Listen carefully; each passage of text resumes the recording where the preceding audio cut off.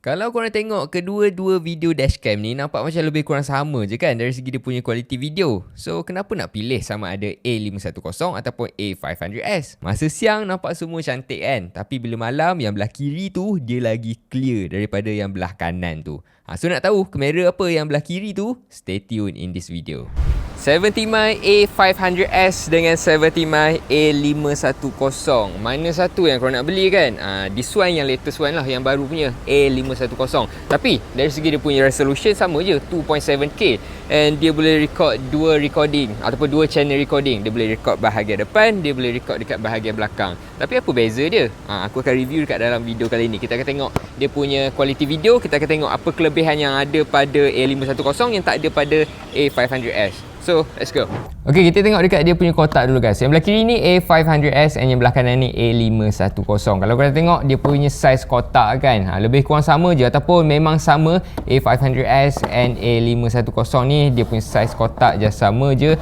Cuma apa yang bezanya dekat sini dari segi dia punya design lah. Dekat sini dia punya gambar ni dia just letak dia punya dashcam ni je. Dia tak ada tunjuk pun yang ada screen.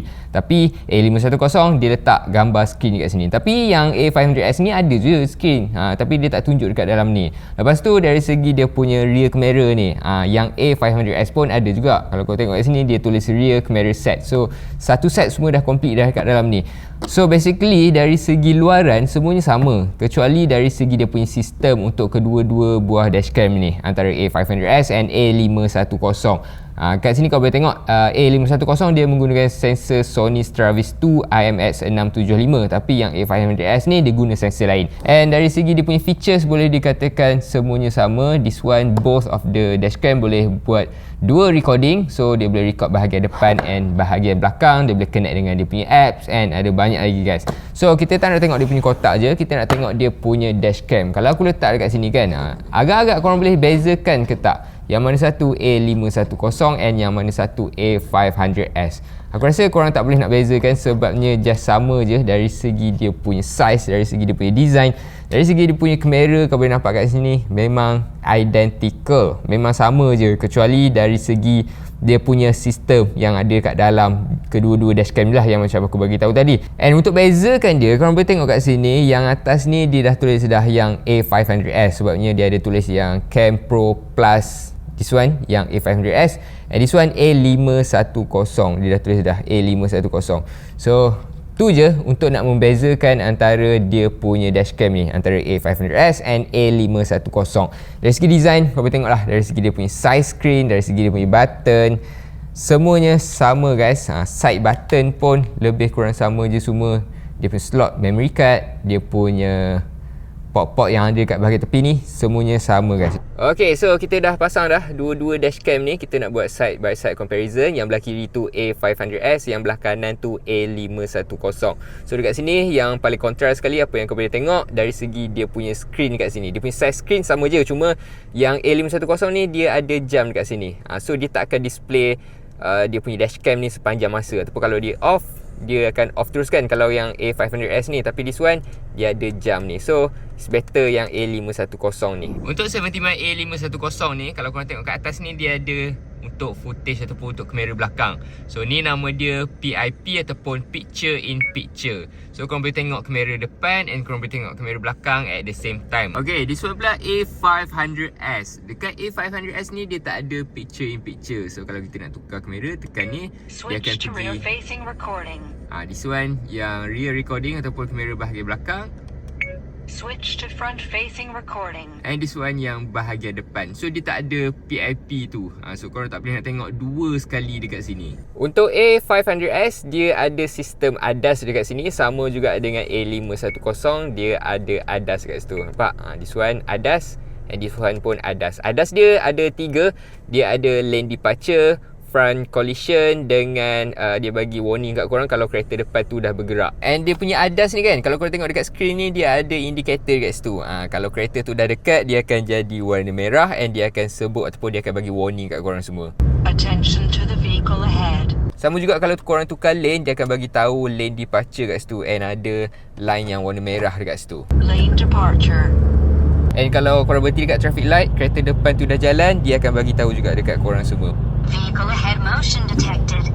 Lepas tu dia ada emergency video. So let's say kalau kereta korang ni accident kan, dia akan record dia punya emergency video tu, and dia akan savekan dekat dalam folder ataupun dekat dalam memory card ni. Untuk nak aktifkan dia, korang buka dia punya 70 My Apps. Lepas tu dekat sini korang pergi dekat dashcam mana yang korang nak aktifkan, and dekat bawah tu dia ada tulis 4G. Untuk A510 dia ada 4G, dia boleh connect dengan 4G connectivity. Tapi untuk A500S dia tak ada. Dia akan jadi macam ni. Dia akan jadi kosong. Dia tak boleh nak tambah 4G connectivity ni. Okay, this one pula dia punya 4G connectivity. Sekarang ni benda ni yang membolehkan korang untuk monitor korang punya dashcam walaupun enjin kereta dah mati. Okay, ni SIM card aku yang dah aktif dah, ada data dekat sini. Dia memerlukan internet. So korang just masukkan je. So kita tambah 4G connectivity ni. Kita tekan je next, start. So dekat sini dia akan scan korang punya 4G tadi tu. Kalau tengok kat sini, sekarang ni dia blinking warna hijau. Nanti dia akan jadi solid macam ni. So bila dah solid, tekan je OK kat sini. Alright. Okay, sekarang ni enjin tak mati lagi. Kita nak test dia punya 4G connectivity. Kita akan tutup enjin kereta. So kita matikan enjin kereta. Okay, sekarang ni enjin dah mati. Buka pintu, tutup pintu. Nanti dia akan off. Alright, so sekarang ni dia dah parking, dia dah enter parking mode dekat situ. Okay, enjin kereta mati Okay, so kita pergi dekat dashcam ni, A510. Lepas tu kita boleh tekan dekat sini, remote surveillance. Dekat sini dia akan aktifkan dia punya 4G. Walaupun kereta aku tengah mati enjin sekarang ni, dia akan aktifkan dia punya dashcam tu, and aku akan tengok dashcam tu dekat sini. Nampak kat situ? Nampak? Ni dia punya preview. So kita boleh besarkan, kau boleh nampak kat situ. Walaupun enjin sekarang ni tengah mati enjin sekarang ni tak hidup, tapi kita boleh tengok preview live. And bukan kalau korang ada dekat-dekat je, kalau korang ada dekat jauh pun korang still boleh monitor. Janji dekat dalam kereta ni ada dia punya 4G connectivity tu. Okay, untuk parking mode ni kan, kalau kereta tengah mati ni, let's say ada orang langgar kereta korang, dia akan hantar juga notification tu dekat smartphone korang melalui dia punya apps tu. So korang boleh tengok korang punya dashcam live, dia punya notification. Let's say kalau ada orang langgar ke, kalau kereta korang bergerak ke, dia akan hantar notification tu dekat apps 70 My ni juga. Dan dekat sini korang dah boleh nampak dah. Ni dia punya preview untuk dashcam 70 My A510. Kat sini, apa beza antara 70 My A510 dengan A500S? Untuk yang 510 ni kan, dia boleh switch dia punya kamera. Sama ada korang tengok kamera belakang ataupun kamera bahagian depan. Tapi kalau 70 My A500S, dekat sini korang tak boleh nak switch dia punya kamera. Kamera depan, kamera belakang tak boleh nak switch. Kalau kita full screen pun tak ada button untuk nak switch dia punya kamera tu. So korang just pilih je video mana. Let's say video ni. Lepas tu dekat bahagian bawah ni dia ada RS. Kalau korang tekan, dia akan keluar efek yang macam ni. Dia ada korang punya speed dekat sini. Lepas tu ada GPS juga kat situ. Dan dekat sini kalau kita pergi dekat album, tadi dia ada efek macam Iron Man, lebih kurang macam tu kan. Dekat sini kalau kita buka, dia tak ada efek RS tadi tu. Dia just ada macam ni je. So korang tak boleh nak aktifkan dia punya RS effect tadi tu.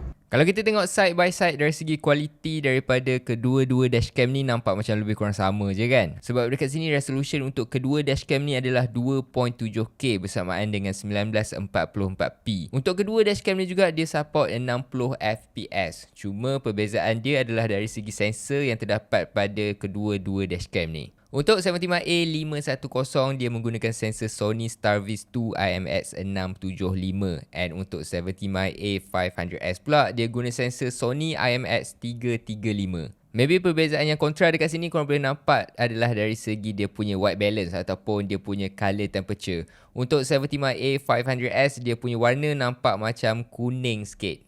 Tapi untuk 70 My A510, dia punya warna tu nampak macam natural sikit. Perbezaan kedua adalah dari segi brightness untuk kedua dashcam ni.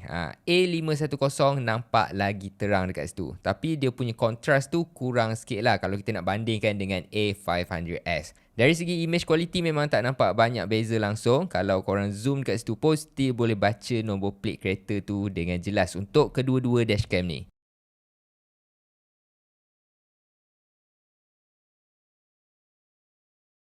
And then dari segi dia punya video stabilization pun, kedua-dua dashcam ni dapat stablekan video tu dengan okey. Lepas tu, dua-dua dashcam ni dia ada 24/7 parking monitoring mode ataupun parking mode lah. Ni maksudnya kalau enjin kereta korang mati, dia still boleh detect kalau ada pergerakan pada kereta korang. So let's say korang tengah parking kereta kan, lepas tu ada kereta langgar kereta korang. Dia akan record footage tu, tapi untuk nak hidupkan fungsi ni korang kena pasang dia punya hardwire kit yang korang boleh beli asing. Sebab kalau korang tak pasang dia punya hardwire kit ni kan, memang dashcam ni dia tak boleh nak hidup kalau kereta korang tengah mati. Tadi aku cakap dua-dua dashcam ni dia boleh record dua channel kan. Maksudnya dekat sini dia boleh record kamera depan and dia boleh record kamera belakang at the same time. And untuk kamera belakang pula, kedua-dua model dashcam ni dia just boleh shoot 1080p je.